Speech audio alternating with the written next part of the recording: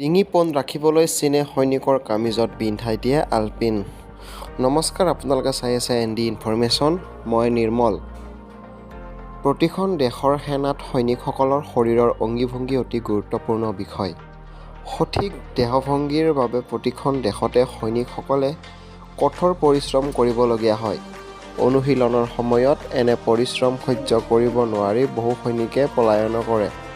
পিঠিত বজা লৈ দৌৰা, ৰাইফল হাতত লৈ ঘণ্টাৰ পিছত ঘণ্টা এক ভংগীতে থিয় হৈ থকা আদি কামবোৰ সৈনিকসকলৰ বাহিৰে সাধাৰণ লোকৰ বাবে কল্পনাৰো অতীত।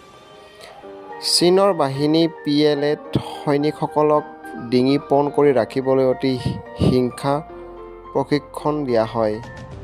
যিসকলক সৈনিক কান্ধত হেলনীয়া কৰি থাকে তেওঁলোকক পোন হৈ থাকিবলৈ কামিজৰ কালাৰত আলপিন সুমুৱাই দিয়া হয়, অৰ্থাৎ অকণমান কান্ধ হালিলেই আলপিনৰ খোচা খাবলগীয়া হয় এই সৈনিকসকলে। অৱশ্যে যিসকল সৈনিকৰ ডিঙি হেলনীয়া কৰি ৰখাৰ বদ অভ্যাস থাকে তেওঁলোকৰ ক্ষেত্ৰতহে এনে ব্যৱস্থা গ্ৰহণ কৰে PLAই।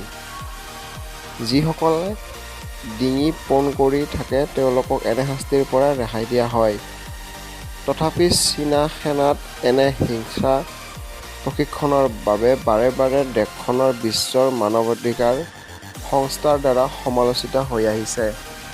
যদি ভিডিঅ'টো চাই ভাল লাগিছে তেনেহ'লে চেনেলটো আমাৰ লাইক কৰিব, কমেণ্ট কৰিব আৰু শ্বেয়াৰ কৰিব নাপাহৰিব।